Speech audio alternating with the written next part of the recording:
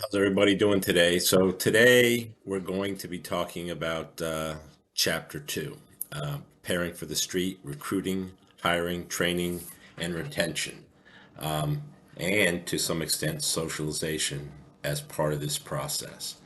So let's jump back and take a little bit of a review from last week.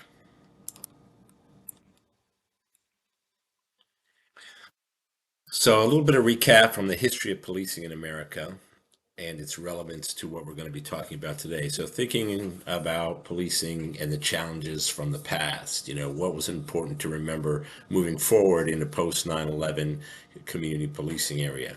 So, remember, we had the three eras of policing. We had the political era, the professional or reform era, and the community era of policing. And as a result, where did each one of those eras of policing, transition to the next, and why do you think they transitioned in that way? The next thing we want to think about is, what new issues have complicated policing and how today's officers or deputies are perceived by the communities they serve. And so when we look back at the history of policing and those events, both political and social, that really kind of changed the face of policing, think about that looking forward when we talk about recruiting, hiring, and retention of, and training and retention of police officers in today's world. So, what we're going to talk about today is recruiting, hiring, training, and retention of police of police in America today. And so, when we think about recruiting and hiring, and I kind of bunch those together. First comes the recruiting, then comes the hiring, or the hiring process, and we're going to talk about those things and as how they relate to one another. But we also have to think about who, where, why, and how much. What is the expense? What is it going to cost us? In today's environment, policing recruitment environment, depending on where you live, it can be quite challenging and quite expensive for police agencies. There's a pool of applicants out there, kind of a limited pool of applicants, and a lot of agencies, including federal, state, and local agencies, are all kind of competing for that same pool of applicants. And so why do we need to do the things we do in recruiting, and how much are we willing to spend doing that? Not only spending in terms of time and recruiting efforts, but also in terms of pay, benefits, and training. They all have a price tag. So some of the other things we want to talk about are how do the police meet their training needs? If obviously we're going to talk about basic training, then we're going to talk about the field training officer program from when they graduate from the police academy into the next phase of policing. And then how do police enhance their profession or career in order to retain the best and brightest and most experienced officers? So really, there's a problem in American policing is that we lose police officers to other professions or other careers. But about 5 to 10 years in, if we don't keep those professions challenging and don't provide them with enough career development to keep them interested in doing what they're doing. And then the next thing we're going to talk about is how do police address the social and demographic changes in our communities and able, to accomplish all this. So, how do we adapt to the new social and demographic changes in our community to accomplish the recruiting, hiring, training, and retention of officers? Because, as you know, it's a fast pace of social change, especially with the proliferation of social media. And, there are, the economy, the political environment, and the job markets are changing at a much greater rate than they have been in the past. And so those are some of the things we have to consider moving forward.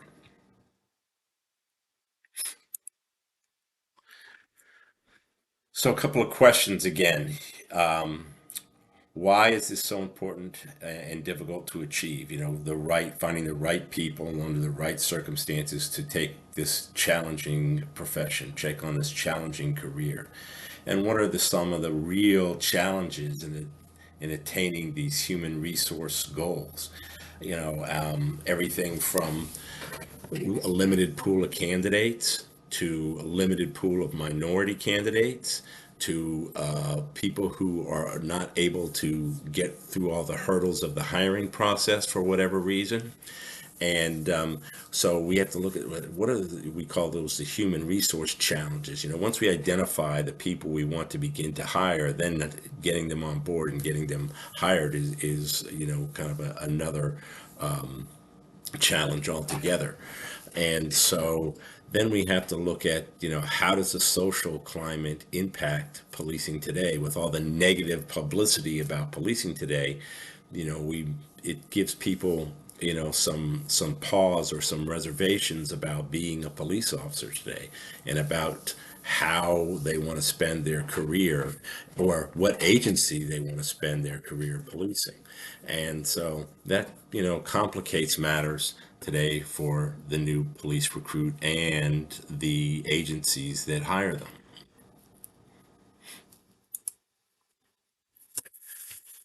So when we look at, recruiting, and for a short period of time, about 3 years, I was in charge of our police personnel section, which was hiring, recruiting, hiring, and the training was a separate division. But once we got them hired, then we sent them to training, and then we took over the training once they returned from the police academy, and then they went into the in-house training session, or training division rather. So when we think about, what are the things that the key facets of the hiring process, we're going to identify those here in just a minute. And then we have to ask ourselves, what motivates applicants? Applicants are motivated by the need for job security right now. Although when we think about that, people are changing jobs at a greater rate than they ever have changed jobs. It's not uncommon to see people, have 3 or 4 or 5 jobs on their resume by the time they're 25 or 30 years old. Not necessarily police jobs, but, multiple jobs with, enhanced experience. Police jobs, they take a little bit more time because of the hiring process and the training process. And so there's not enough time to work for that many agencies necessarily before you were age 25 or 30. And then you have to think of life and career experience. Where did these people come from? Did they come from college? Did they come from the military, or a combination of both? Or do they come from private sector education? What motivates them to want to be the police today? Then we also have to sell these same applicants on work conditions and environmental factors. Working shift work, 24/7, 365 operation. So we have to go through, that machination of explaining to these new recruits or these new candidates, hey, there's a good possibility that you're going to be working shift work. And same working, 24/7, 365, which means 24 hours a day. We need to have police officers 7 days a week, so Saturdays, Sundays, holidays, and 365 days a year. Throughout the entire year, we have to we have to have, staffing up to par throughout, and that means people are going to have to work. And usually, the younger, more inexperienced officers are the ones that are working, nights and holidays and weekends, etc. Um, so that can be challenging too, especially if people, didn't come from that environment, and, have reservations about giving up a lot of their personal time. And we can make that more appealing by way of shift work, and I'll explain that here in just a few minutes about how we can devise shift and schedules and rotations to give people maximum number of days off. And the next thing is salary, benefits, and retirement. So, everybody wants to know how much they're going to make. And then a few people, are really concerned about their benefits. And so when I say benefits, vacation time, sick leave, also health care, insurance, vision care, dental care, flex benefit care, all those things maybe to, somebody coming right out of school aren't important, but to somebody with a young family or a married couple or somebody trying to, begin to start a family, those things are important because they take money out of your paycheck, and you have to get something good in return for those things. And the third thing is retirement. And we need to start talking about retirement early on in the process, because those things are what helps retain people. The higher their salary and their promotions and their longevity, the better off their retirement is going to be. And just depends on the retirement system that any particular agency has. And some state retirement systems are really good with what they call defined pension plans, where you, after so many years and you reached a salary of such, then you have a certain pension that stays with you for life. Others are in the market in, 401, or 457, or for, Roths, and some are a combination of both. And so, you have to also sell that package too. So one of the things that, you got to consider are all three of those: salary, benefits, and retirement, when you're selling this package to recruits. And, by the way, if you didn't already notice, that police applicants differ from the general population in several ways.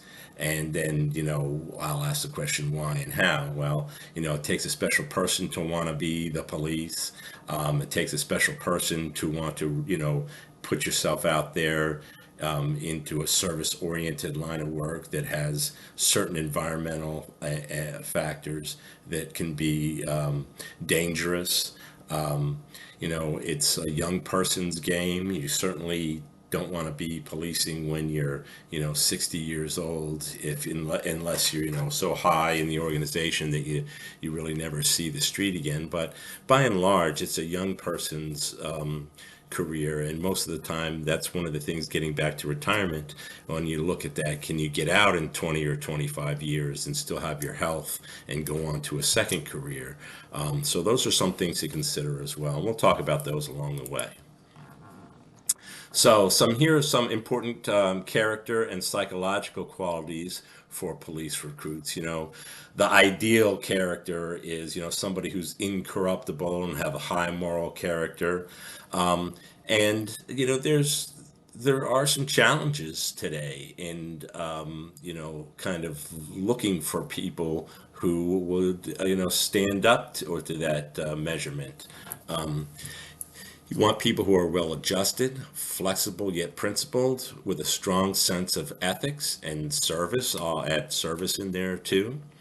You have to have an interest in people, and a compassion and an empathy for your fellow man. And if you have to be compassionate and passionate about your job, and you have to feel for other people as well. You don't have to be so sympathetic for people, but you still have to feel empathy for people. in order to do the job correctly. You want to display a high degree of emotional intelligence and, able to exercise restraint and good judgment. Um, and so, it's easier said than done sometimes, especially, when you know, the emotions, go high and the stress level goes up, and you have to make decisions very, very quickly, and sometimes they don't always turn out the way we'd like them to. And then you also want somebody with good critical thinking and reasoning skills and good interpersonal communication skills. We call these IPCs, interpersonal communication skills. Being able to talk to somebody, relate to people in a way that they find that you're sincere and genuine. So, some of the recruiting problems and successes, we've kind of laid the groundwork for those, but recruitment is a problem facing most police agencies today. Finding the right people. We're all going after that same pool of applicants. And when we think about that, what can we do to entice those applicants to our agency? And we mentioned some of them: pay, benefits, retirement. But what about working conditions and the demographics of the area, and all of those kinds of things. So there are many factors affect the ability to recruit qualified applicants. It's not just one. And the department, using a wide variety of techniques to locate and attract applicants too. College campuses, military, job fairs, community outreach, having internship programs, where people come to work for you as an intern and, get some time so you get to know them. And so all of these are tools to help recruiting of applicants. And recruitment and retention of women and minorities continues to be a particular problem for police agencies, especially in this day and age. It's just, when women are more than 50% of the workforce, we have to change the way we recruit, and those things that are, desirable for a large pool, a large number of that applicant pool, and that's women and minorities. So here are some of the major elements of the police hiring process. So, first of all, this is, and this will vary slightly from agency to agency, but genuinely, this is kind of how it goes. So, first of all, you have to, an application is filed. So you have to make an application. You have to, decide who you want to apply to. Do they have openings? What are the qualifications? Do you meet the minimum qualifications? Do you exceed the minimum qualifications? Or are you a preferred qualified applicant? People with, education, military, language skills, prior law enforcement experience, those kinds of things. That's what we mean by preferred. And then at some point in time, you'll take a written examination. Now, not all agencies now have written examinations. Most did 10 years ago, but they've also gotten away from these written examinations because sometimes it's not the greatest or the best indicator of one's ability to you know be a police officer.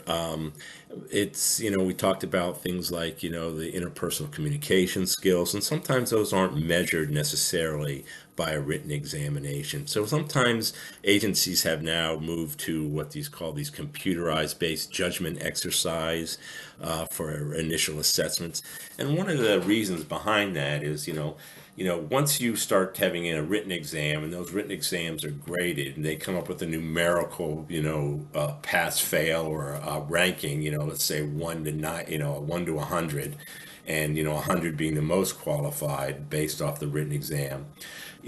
Where do you draw the line on, the applicants who have in the criteria that you're using. And a lot of times you use a matrix, written exam, education, military experience, job, just, previous job history, language ability, all, blah, blah, blah, blah. And they all give you points. But one of the problems with a written exam is you can kind of draw an arbitrary line, between somebody who maybe got a 95 and a 90. And, so we're going to take all these people first who scored 95 and better and take a look at them. Well, is there that much difference between somebody who scored a 95 and a 90, given all the, everything else equal? And so sometimes we can leave out otherwise really qualified candidates based on the arbitrariness of kind of where we put these, where we define these, first, second, third tier applicants. The next thing we would do would be what we call a physical agility test. And these physical agility tests, years ago used to be, a measure of one's, strength and fitness ability over a period of time. And we used to do things like a mile and a half run, push-ups and sit-ups within a minute, pull-ups. Um, and then over the years, we kind of looked at this, and the only people who were, had the real advantage to this were men to some extent when we were trying to hire a lot of women, and we tried to gender norm the physical agility tests.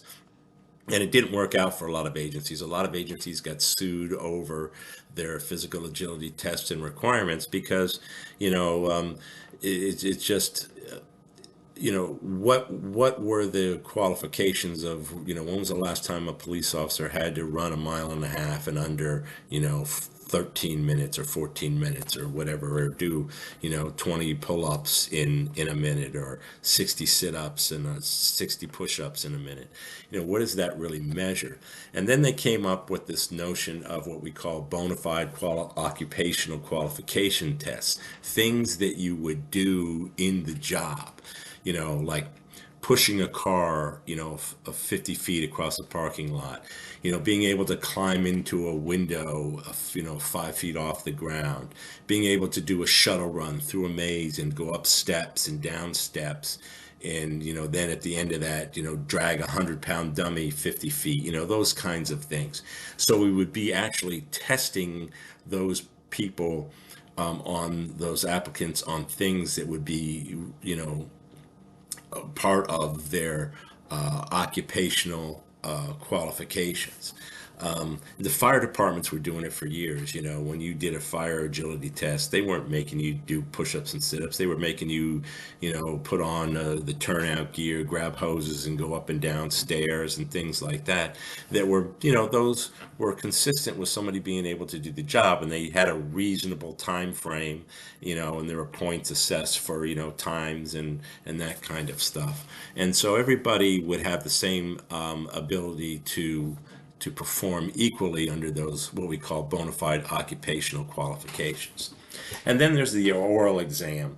And now there's some other slides here that are behind this that kind of go through everything that I'm talking about now. So we're not going to, once we depart this part, we'll go through quickly but not touch base on every one of those. You can read those on your own, and I'm talking through most of everything that they're going to be explaining.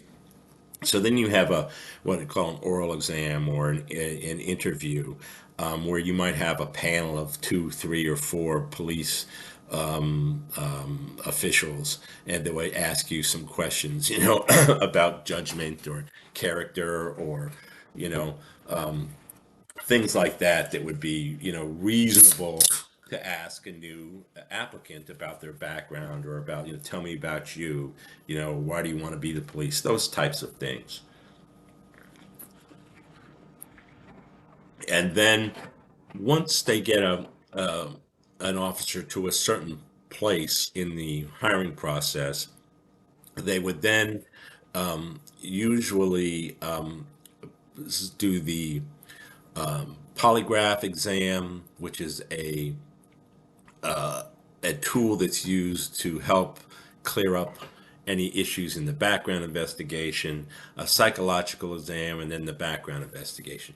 So sometimes what happens here is once you get to that stage where they want to, you're a good applicant and they want to hire you, they're going to give you a background investigation packet. They're going to ask you to fill that out and submit that back to them. And that in some agencies that can be 75 pages of information. They want to know everything about you, where you've lived, where you've gone to school, what jobs you've had, who your friends are, who your family is, all of those things. And once you submit that back, and then you meet with your background investigator and you go through that, then they'll schedule you for the polygraph. And then polygraph really ask you about the truth and veracity of your background investigation. So they're only going to ask you things about that are in your background investigation, to make sure that those things that you've submitted in your background investigation are accurate. And then about that time, they're going to offer you what they call a conditional letter, a job offer.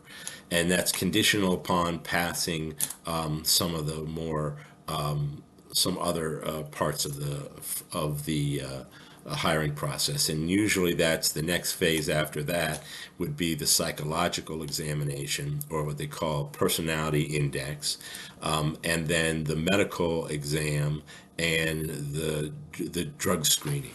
So if you've gone through the background portion of this, and then they'll give you a conditional job offer, based on you passing the psychological and the medical phase, medical testing phase, then you'll be hired. It's just a matter of when, how many people they have scheduled for recruit class, how many recruits are going into that, and how many slots they have open, and how many applicants they have, and where you are in that ranking of applicants. And so once you get through that, once you're hired, then they're going to give you a date to attend a training academy. Sometimes they'll take you on before the training academy and have you work as a civilian employee in the department to kind of give you some experience in the organization before you go to the training academy. And other times, it might be just a week of, onboarding and then right into the training academy. And, it just depends on, when they want to hire you, when they want to lock you down, and when the training academy starts. So then you get a date to go to the training academy. And then you go through what they call your basic training. And we'll talk here a little bit about basic training in just a minute. Then the next thing that you would do is you have a probationary period.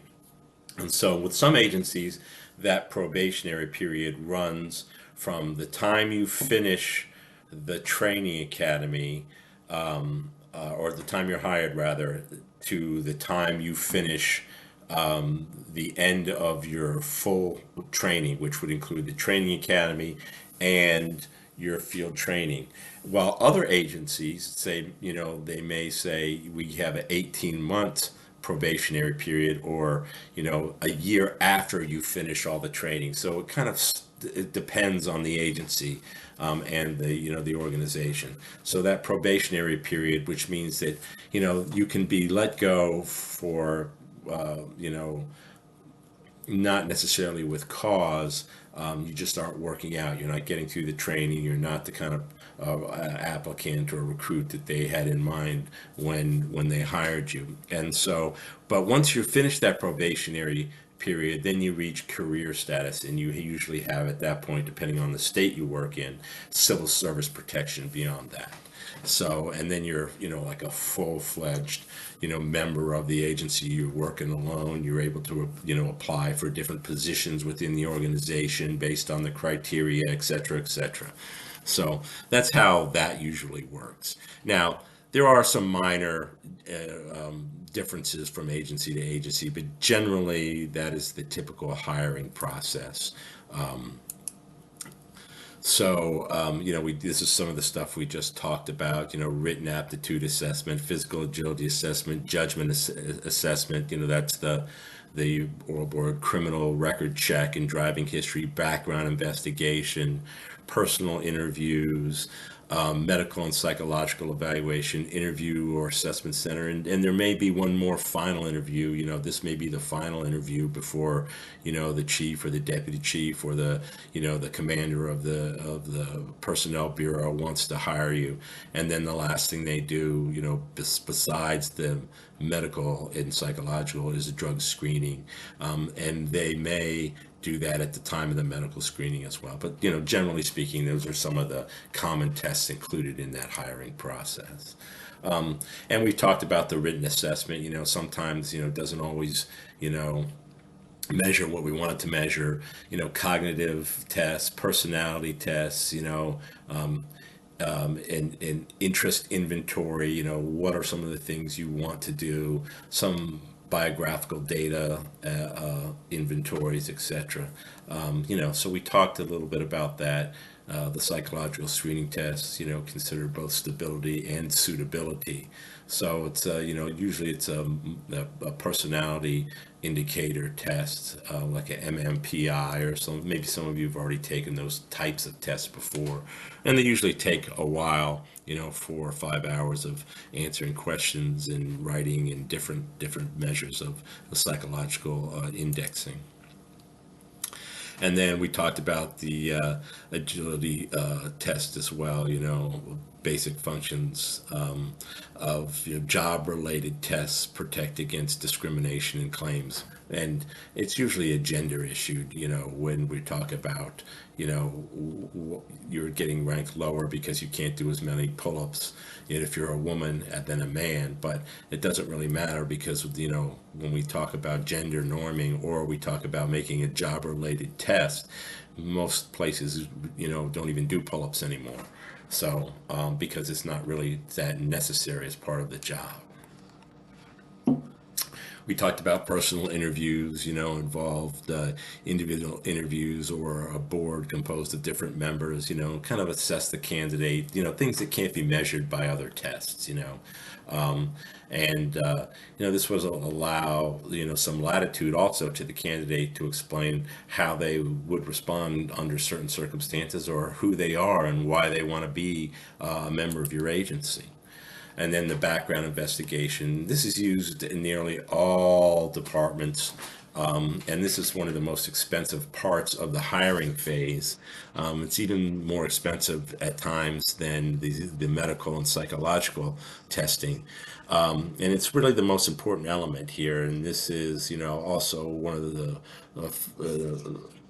most time consuming and costly aspects, because it involves investigators going out and talking to the candidate, and reviewing all of their background information, and current friends, coworkers, teachers, neighbors, employers, looking at every place you lived, your family members, looking for flags that would show that you aren't suited or you don't have the right judgment or temperament to do this job, and that you are who you say you are, not only in terms of your personal identity, but also in terms of your character and your psychological makeup as well.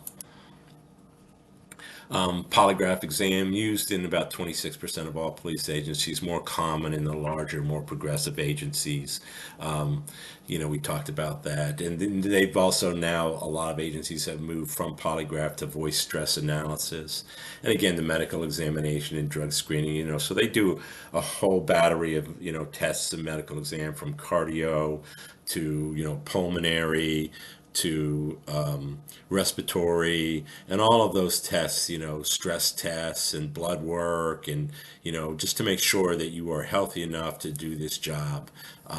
And you know as a result, being fit, they also want you to try to maintain this level, the fitness level, throughout your career, and sometimes it's hard to do. And so this is a big part of the screening process, is the medical and psychological screening. So that's kind of the the hiring process, if you will, in a nutshell. So Do you think the hiring process described ensures that agencies are hiring the best person for the job? And those who are able to meet the challenges of today's policing environment. And maybe some of you have gone through a hiring process, or not only for a police job but for other jobs. And you know, is this a good indicator? Why yes, and why not, and no, and if no, what's missing? What other pieces maybe should we be looking for? And everybody has a different perspective on the hiring process, and even though we use and go through all these steps and people don't work out, we always go back and kind of do an evaluation, an after action, and say, why did this person get hired, and what did we miss in the background, whether or not they, couldn't make it through training, or whether they made it through training and then, years later they failed at, being the police in the way that we had envisioned them to be the police. So we always take a look back and see what is it in their background that we may have missed, or what in the hiring process did we miss, or did we not put enough, you know, emphasis on, based on the reason why they were left or were dismissed. So let's talk a little bit about training requirements. This is kind of a general process, if you will, that the state, and most states have, the state controls the standard for police officers, and they call that police officer training standards, or post. And there's usually a commission that establishes the minimum selection. Those, you have to be 18 years of age or 21 years of age and not been convicted of any crimes, misdemeanors, felonies, blah, blah, blah. So those are the standards, the minimum standards of selection. And then the training standards. Now, agencies can go above those minimum standards to their own standards, but they have to satisfy at least the minimum standards. And at least the minimum standards set by the state for selection, and minimum standards to the state set by training. And they serve as the certification authority. So in once you get through it all, you have a state certification to be a law enforcement officer in that state, and the state can revoke that at any time, or suspend it, or deny it, or cancel it based on performance issues. And so the average duration is about 760 hours of training, for what we call basic training. And most of this time is spent on things like firearms and self-defense and driving skills. Those are what we call the practical assessment skills. In Virginia, the minimum is 920 hours, and it ranges from 920 to 1,280 hours or more, depending on the agency. So many of the agencies, either have a regional training academy, have their own training academy. For example, Fairfax, Prince William have their own training academy, and then, because they're such large agencies, um, and then some of the other agencies have a regional training academy, like the Northern Virginia Criminal Justice Training Academy, where some of the smaller agencies send their officers to. And so you have maybe 10 or 15 agencies in that regional training academy. And then in those cases, like Fairfax or Prince William, they can take other recruits too from agencies within their jurisdiction, which is the case. So if, like the town of Vienna, and the sheriff's office and the police department may go to that particular county run training academy. And the Virginia Department of Criminal Justice Services, or DCJS, sets these state mandates and standards for both training requirements for new training and in-service training. They also require officers to go back and conduct in-service training. So the training requirements may vary from jurisdiction to jurisdiction, and to state by state. And there is no standard national academy curriculum. So there's no standard national training, or hiring curriculum, if you will, that covers, from a federal level, or covers a national audience. it's set by the state, and it can be raised by the jurisdictions, but at least it has to be, you have to meet the minimum state qualifications for hiring and training.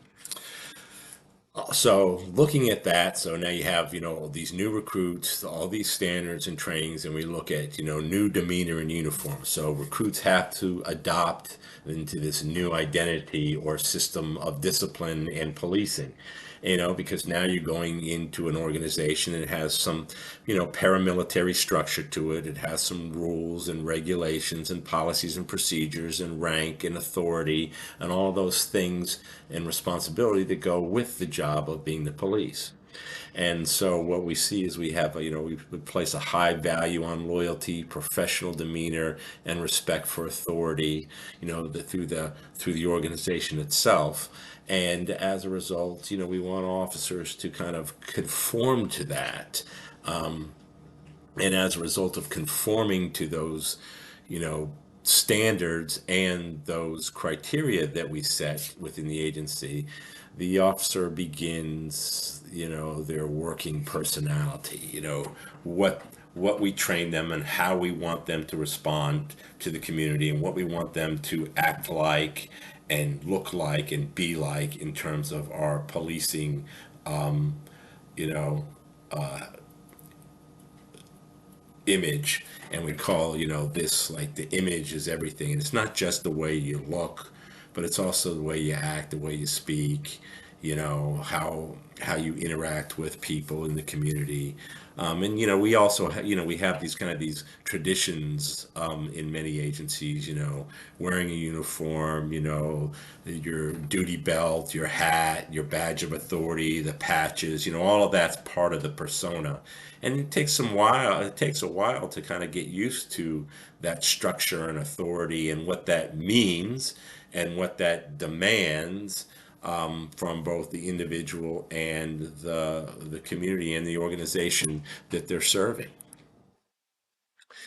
And then we have to kind of think about, what we call the sixth sense. And, and in order to be the police, one of the kind of the main tenets, if you will, of, being the police is having what we would call this sixth sense. What is that sixth sense? Suspicion, about reasonable suspicion. It's what's important to the officer on the street. What is, if you are able to kind of feel, visualize, or physically sense when something is wrong. That's really important, being perceptive and observant in that way.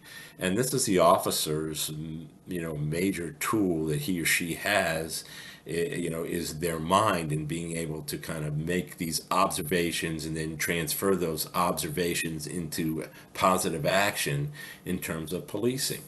And you can't, you have to be flexible yet principled. We talked about that, a little bit earlier in one of the, the character lists. And so you can't approach every situation what we would call with an aggressive posture, this unsnapped holster, what we call posture. You have to work with people, learn people, understand, human nature, and apply it under the circumstances. And it's sometimes very difficult to do, and it takes some people longer than others to accomplish that. And you must show poise, and you can't be, too eager to use force, and you can't take things personally. And it's a job, and you're just doing what you need to do. Officers should not be prejudicial in their actions or speech. You just have to, treat people the way that you would hope you would want to be treated, or the way that they need to be or feel treated, with respect and dignity. And it's sometimes, that has to develop over time. It doesn't always come so easily. It comes more easily to some than others. But part of being able to establish that, and is what we call this practical based training, methods of training, what we call hands-on training in simulated situations. This is role players, being able to recognize and see when something is wrong versus when something is perfectly fine. And, you just have to be able to distinguish between the two at in a regular social setting.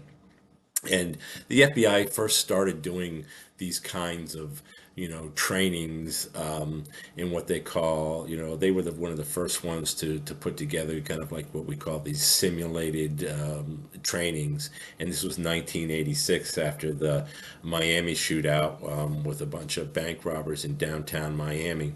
And, they began to train for scenarios and scenario-based training, and that scenario-based training, had actors and people, and many times the officers or the agents would their first real interaction with a bad person was in a bad situation on the street, under really less than desirable circumstances, and it didn't work out well often.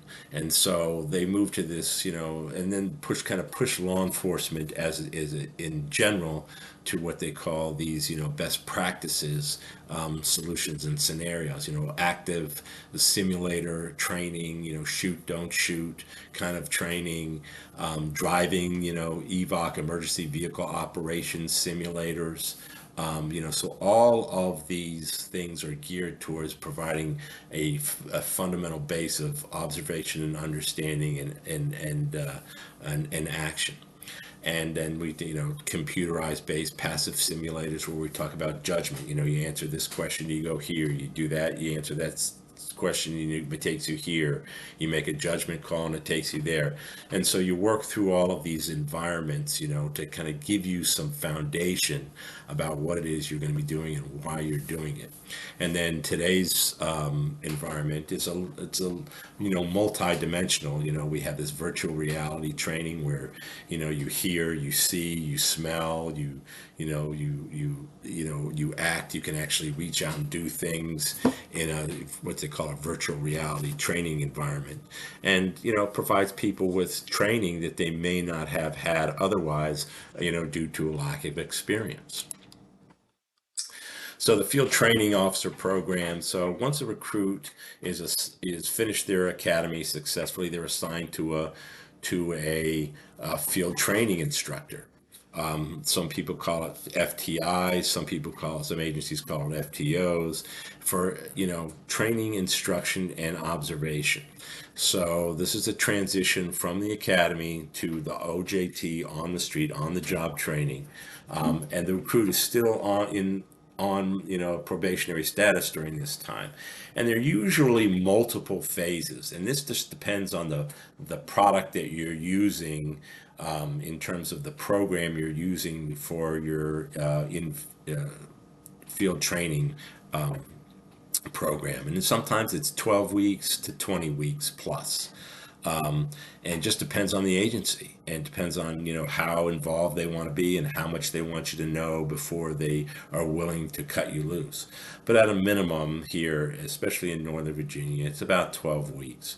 And they have the introductory phase where where you're just kind of learning what's out there, learning the geography, learning the tools of the agency, learning the equipment that you have, learning the nomenclature, if you will, and the lingo and what reform goes here, learning those things. And then the next phase of training is the training phase, where after you've been observing for a while and learning all the different things, and putting those things to use, actually trying it.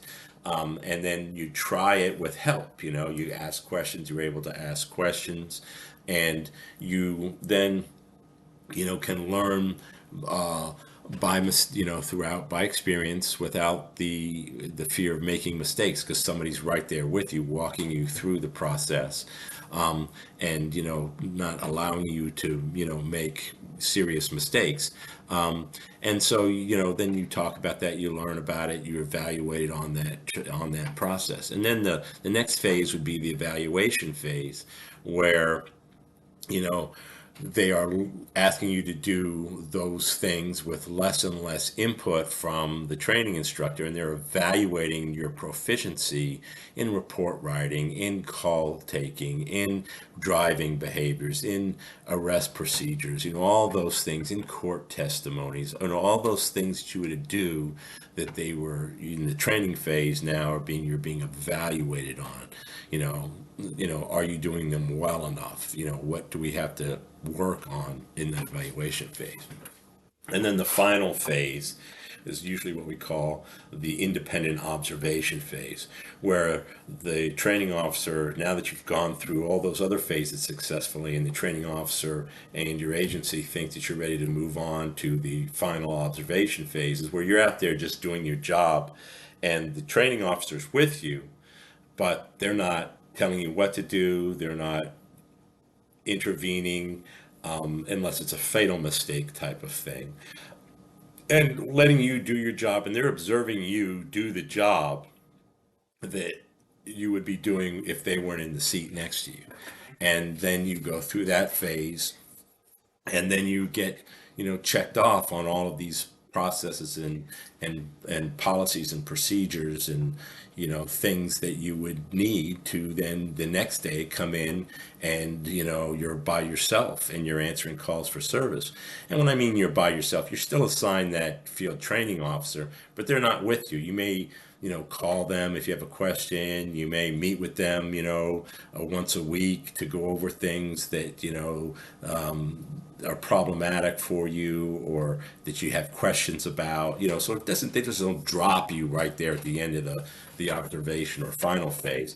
You still have that ability to ask questions. And then you also have, senior police officers on your shift that will be there to help you. You have supervisors that'll be there to help you, and you have other officers who are willing to give you advice and help you through processes that you may not have done, or you did early on and haven't done them enough to be proficient at it, and so they can help walk you through these processes.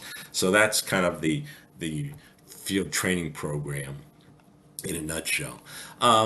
Community police training officer or program is, just take these traditional FTOs to the next level, evaluate you in your understanding of the application of community policing and problem solving. So it just depends on how the organization is postured, and this may be an additional phase, on top of the training phase that talks about different substantive topics in community policing and how that agency wants you to police in this particular environment. And the program covers two basic areas: substantive topics, community policing activities, and core competencies, required common skills to help you deal with the community that's out there. And the officers need to pass all of these skills, what we call these core competencies, during the program's phases. And some of them are I have 8 phases down here, but some of them are 4 to 6 phases as well. But just depends on the agency that you're working for.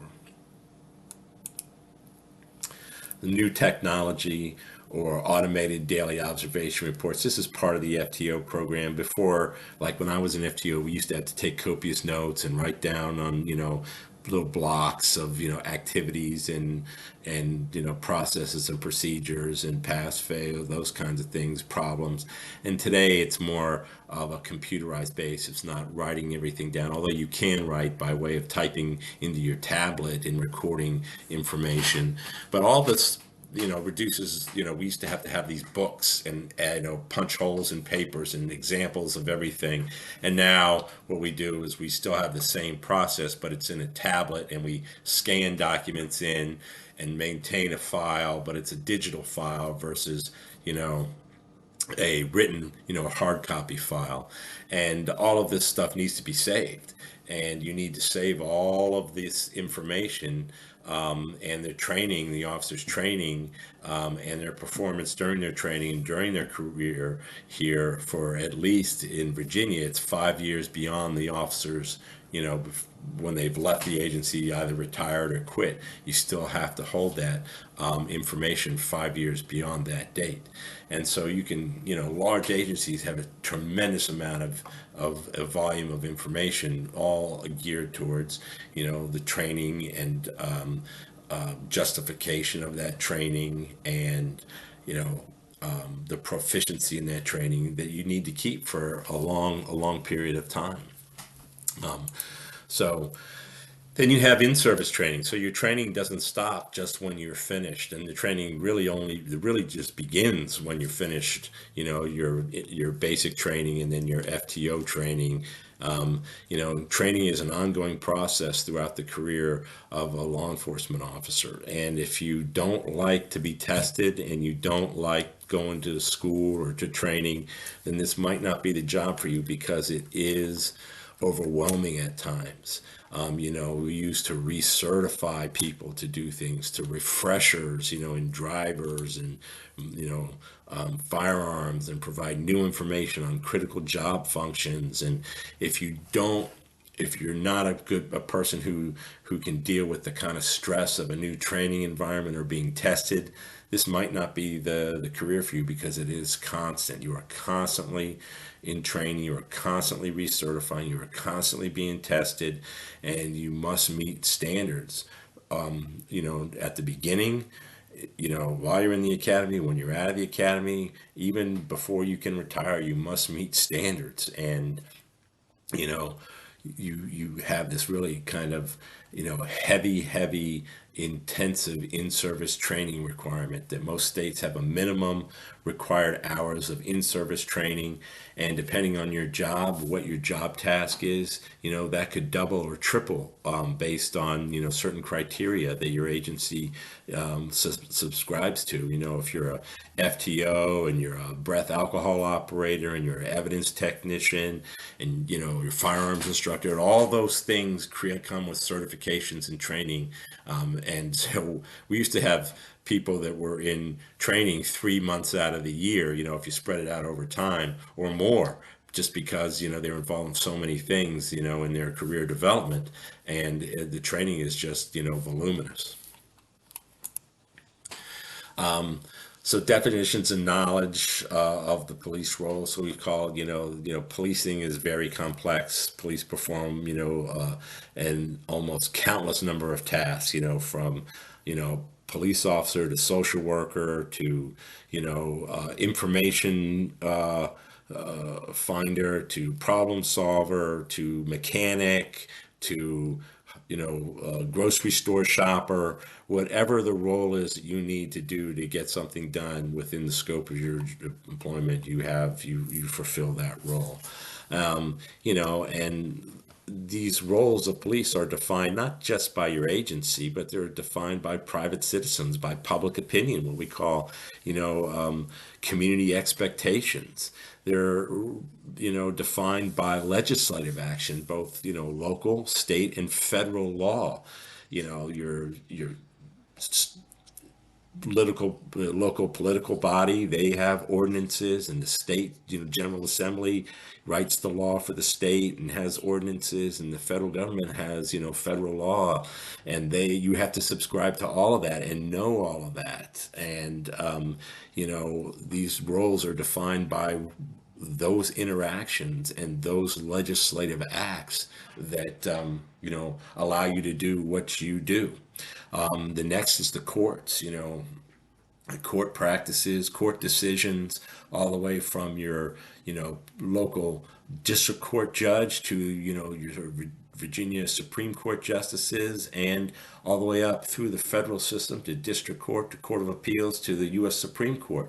Their decisions and their precedent of court cases really define how you are going to do your job ultimately. Now, you get trained on that, and you get it washed down by prosecutors who help train you about the law, and your general counsel of your agencies.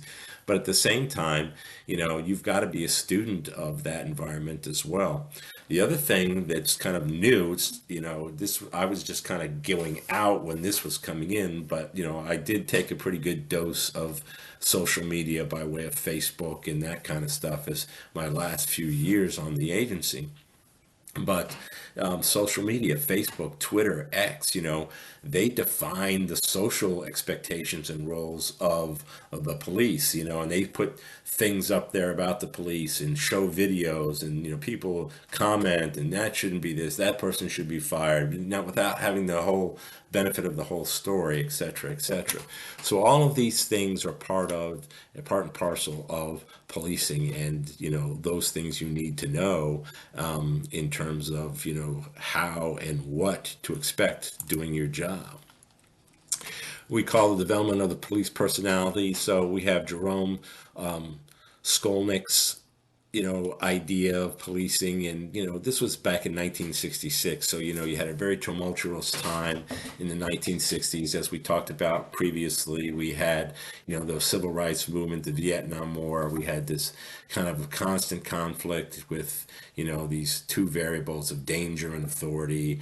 And research has shown over the years that there's a significant difference between personalities and characteristics of police and that of the general public as a result of this exposure to danger and authority. Then there's Niederhoff's study of police cynicism.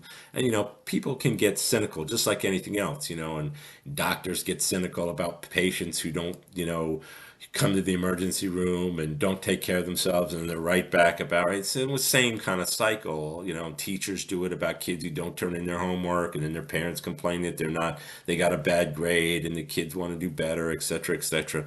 So every agency or every profession has this kind of spike in cynicism based on who they're dealing with and at what time. But officers' view of humanity may become distorted as a result of kind of this constant interaction, cynical because they deal with offenders and see miscarriages of justice. Not everything the police do, the police agree with. Sometimes your hands are tied by the law and the policies, procedure of your agencies. But there's different levels, when you come in to the policing, and you're bright-eyed and you want to help everybody, and then you realize that you can't help everybody about halfway through, and it's kind of level of cynicism. Then you're more of a realist than a cynic. But you have the tendency to get that way if you don't keep it in check and don't keep things in perspective, and have lots of friends and family outside of law enforcement, and do different things. Just don't live in cop world. You want to be out and do different things, because then you hear and see different things, and you meet different people with different motives and different intentions and different perspectives, and that's really important to keeping a fresh face on policing. Broderick's view of police work and personality, you have the enforcer and the idealist and the realist and the optimist, and they all kind of come with certain, criteria. The enforcer mainly mainly keeping the beat clean and making arrests, doing those things.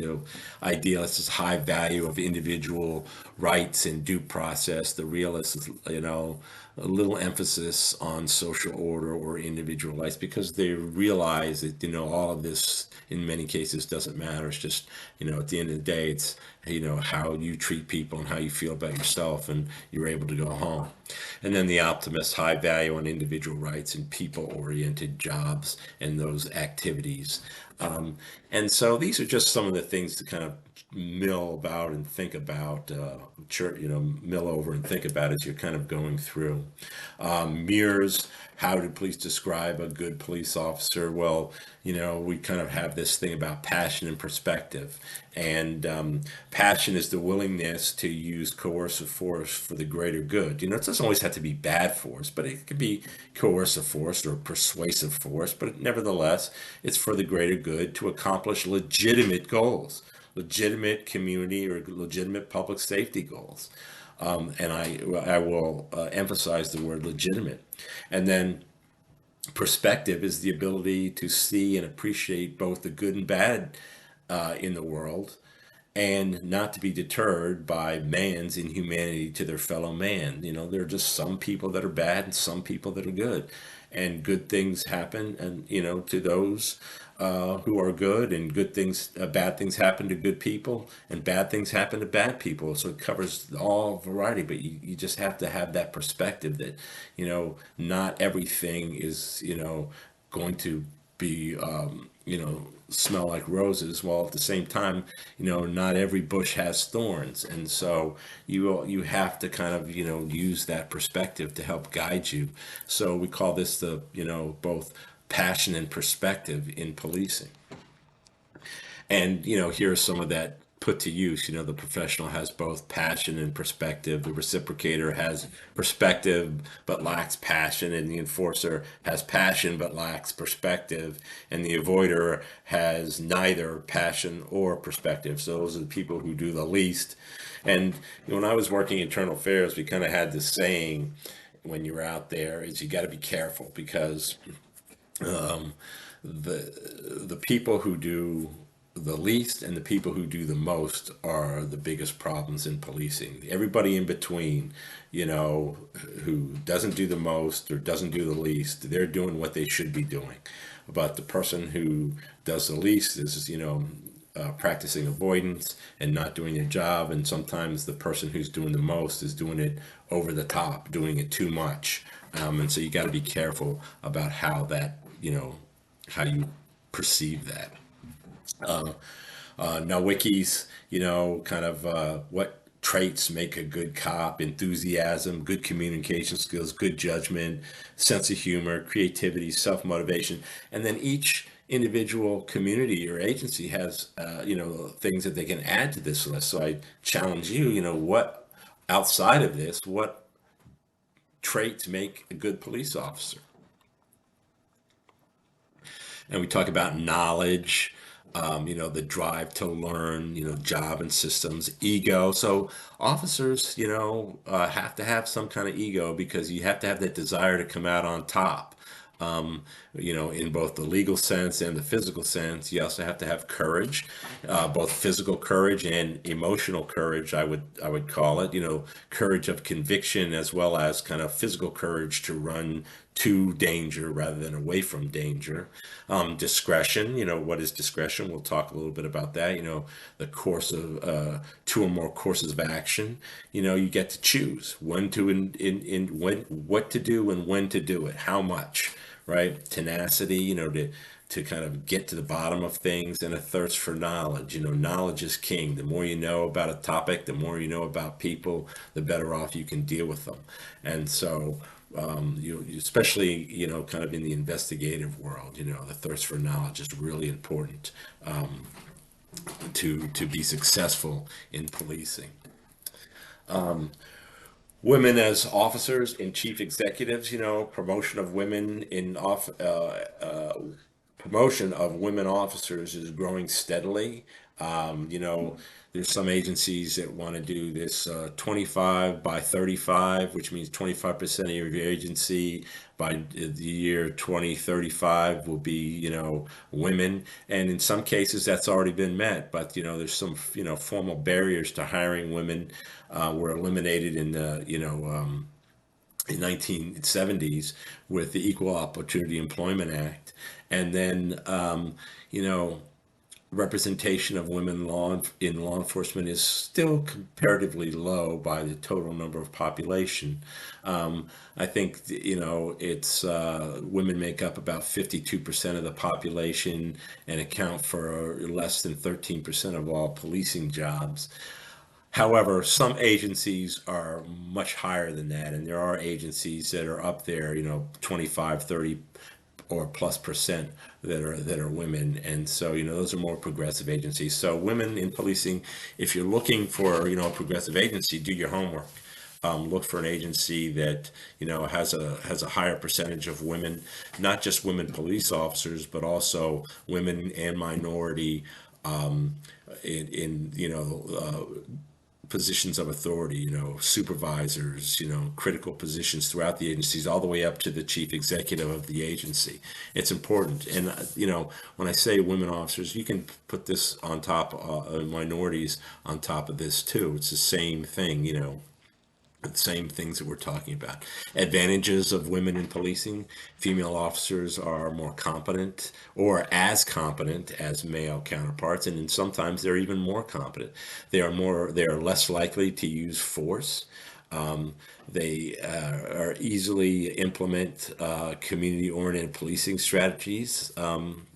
They improve law enforcement's response to domestic violence against women, and reduce problems of sexual discrimination and harassment in the workplace.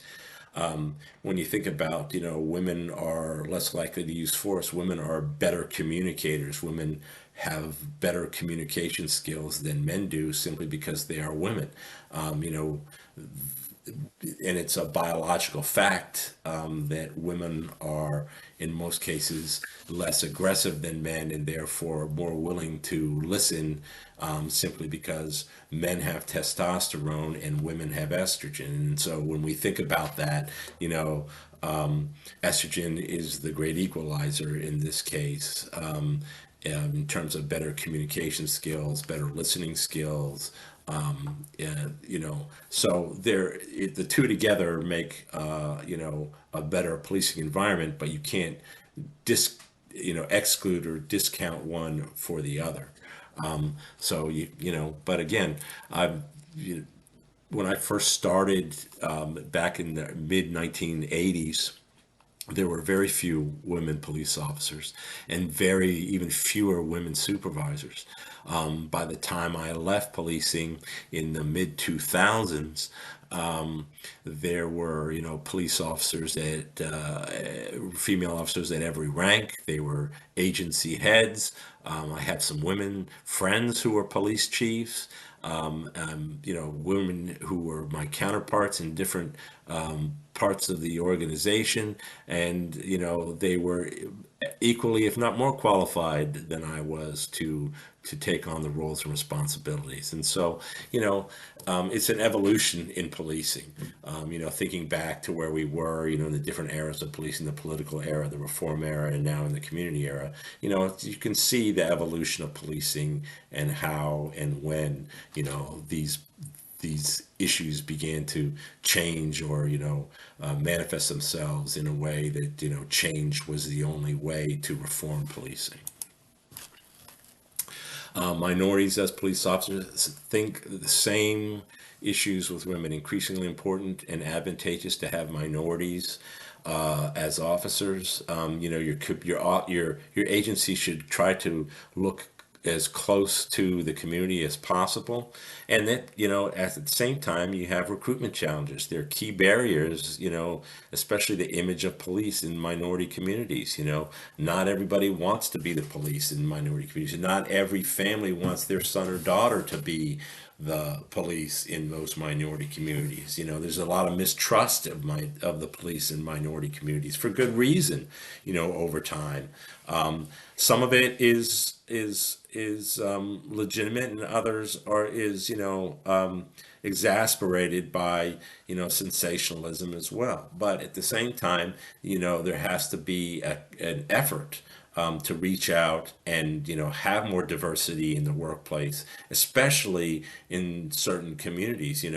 If you need to have the community kind of have the same look, or the police department have the same look as your community in terms of demographics. It will never always be perfect, but at least you have to try to attain that, So attracting qualified applicants, retaining good officers, and promoting officers throughout a career, to help throughout to develop their career and career opportunities throughout the lifetime of their employment. So, that's all I have for you today. So next week we're going to be talking about, police and patrolling, the instance of patrolling, and all of those good things that accompany patrolling, or menaces that accompany patrolling as well.